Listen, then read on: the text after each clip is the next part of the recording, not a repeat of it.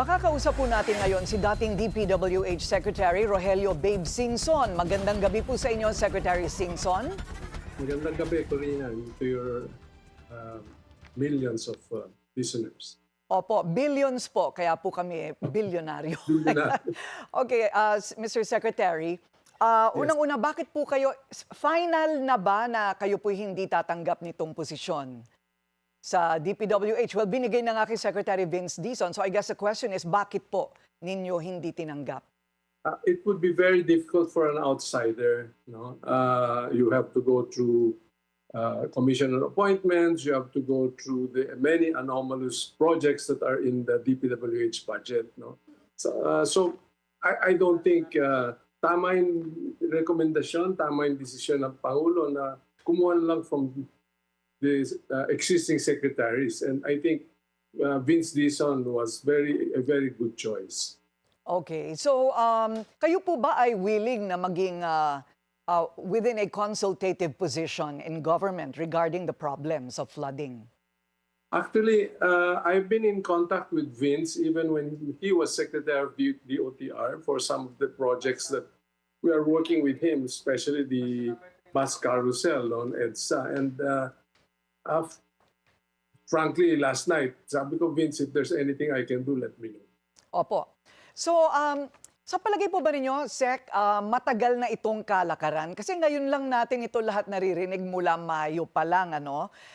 Yung mga sinasabing ghost at substandard flood control projects na kung hindi pa umakyat hanggang leeg ang lubog ng mga tao sa baha, ay wala pang magsasalita o wala pa na madidiskubring ganyan, mga ghost projects and substandard. No, this all started when the insertions, pinagpiestahan yung insertions. No?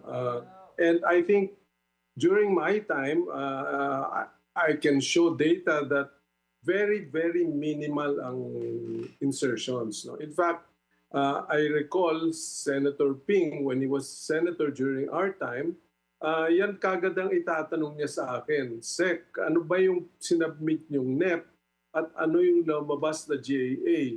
Kung meron diferensya yan, those are what we refer to as insertions. But apparently, nitong nakaraan, hindi na lang insertions or additions, pati yung regular program ng DPWH kinanibalize. In other words, yung sinubmit na 900 billion, tinabasan pa ng 250, tinanggalan ng regular programs, at siningit pa as insertions then under convergence and flood control. And who has control over these insertions? So, sinasabi po ninyo, imposibleng hindi madawit ang mga nagrekomenda ng mga congressman. Of course. Identified yon. As your reporter was saying, may paper trail yan from sino nag-approve, sino nag-insert, sino nag-inspect, sino nagbayad. Very clear paper trail. So dapat yan, tama naman yung ginawa na umpisa na. Sino-sino ba yung mga yan? Ang hindi ko po maintindihan, Sec, ay bakit hindi po namomonitor ng mga local government yung mga nangyayaring ganyan sa kanilang kinasasakupan? Sila ang pinakamalapit na naroon sa mga proyekto. Bakit po tila, nasa batas po ba na wala po silang oversight function dito sa mga project na ito? Hindi naman. May mga construction permits. Sila yung nagbibigay ng construction permits. So hindi pwedeng hindi alam. No? May construction na gagawin dyan sa teritoryo mo, sa munisipyo mo, sa probinsya mo. May nag-a-apply yung contractor ng building permit or construction permit, mag-uumpisa sa barangay captain. Mm-hmm. So bakit bakit parati po nilang sinasabi, mga mayor, mga gobernador, ay wala kaming alam dyan dahil sa national yan, pero constituency po nila yung nalulunod sa baha? Yun na nga, yun ang nakakalungkot doon. No? Because during my time, I insisted that the community themselves bantayan yung projects na ginagawa namin.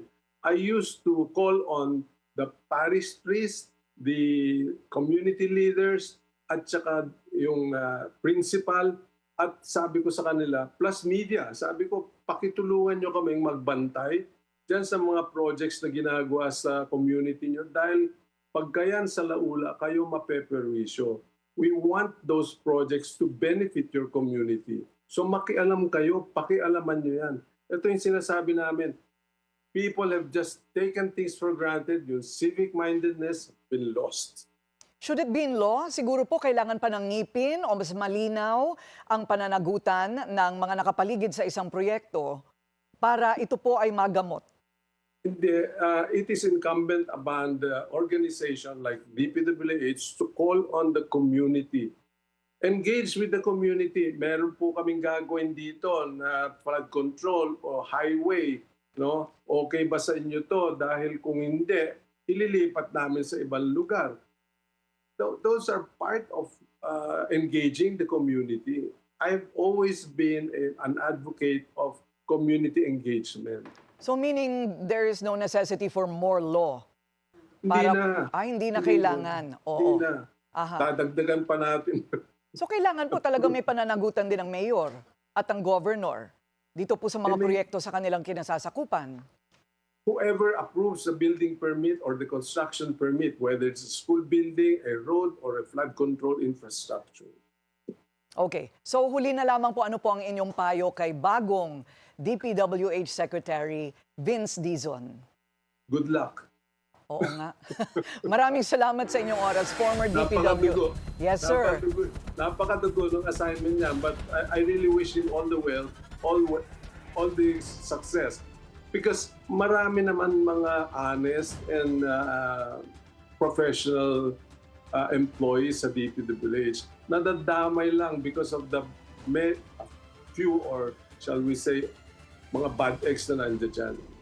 Ayan. Thank you po, former DPWH Secretary Rogelio Babe Singson. Manatiling nakatutok sa Bilyonaryo News Channel. Sumubaybay sa aming social media accounts at mag-subscribe sa aming YouTube channel para sa mga bago at eksklusibong balita.